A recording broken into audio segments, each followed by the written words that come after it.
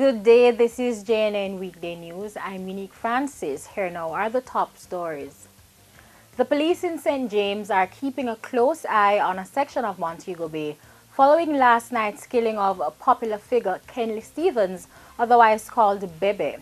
Mr. Stevens, who was a People's National Party activist and described as one of the major players in the lottery scam, was shot dead last night in Coral Gardens, Ironshore. He was reportedly in the company of two men when the attack occurred. It's reported that about 8:30, Mr. Stevens and the men had just come out of his house and were about to enter a car when a man jumped out of bushes and started firing. Mr. Stevens was reportedly shot several times. The other men were not injured.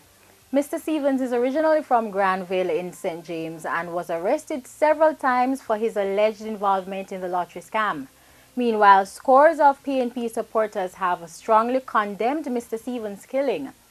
A motive is yet to be established for the killing. The police have charged a 15-year-old boy with the murder of a 9-year-old St. James schoolboy, Ramone Robinson. The accused boy's name cannot be released because he is under the age of 18. Ramone was found on Thursday stabbed to death in the Plantation Heights community in Cambridge, St. James.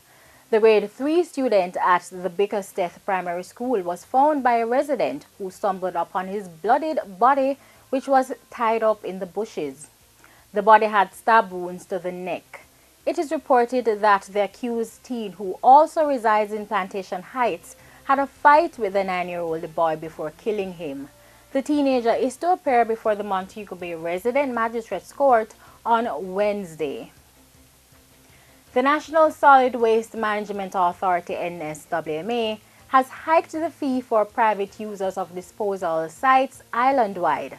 Effective June 1, operators of trucks offloading material at the sites will see the fee for each trip moving from $500 to $1,000. NSWMA Director of Operations and Landfill Percival Stewart says in other countries, revenues from tipping fees are used to operate landfill and disposal sites. However, the NSWMA charges what he says is an administrative fee for each truck utilizing landfills.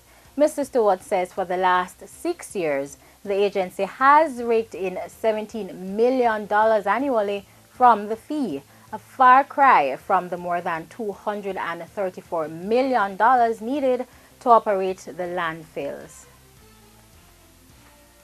A master list of supplementary textbooks for grades 1 to 9 has been compiled by the Ministry of Education and will be sent to schools starting this week.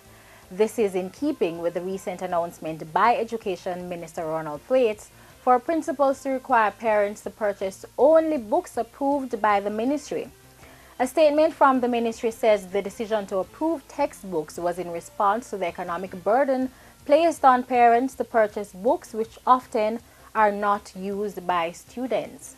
The ministry noted that it already provides books free of cost or on a loan to students in grades 1 to 9. It said parents should consult the ministry's website for a list of approved textbooks. In sports, Jamaica's athletes are returning today from the inaugural IAAF World Relays in Nassau, Bahamas, with 5 medals comprising 2 gold, 2 silver, and a bronze.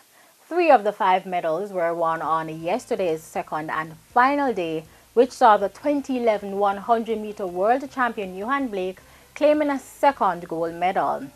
Blake anchored his Jamaican team to victory in the men's 4x100-meter relay. The team, which also includes Nestor Carter, Nikhil Ashmead, and Julian Fort, came home in 37.77 seconds. The Jamaican tallied 41 points to finish in second place, 19 behind first place, the USA, with 60 points. And those were the headlines for this hour. You can watch our live stream at JamaicaNewsNetwork.com. I'm Unique Francis, and this is JNN News Worth Watching.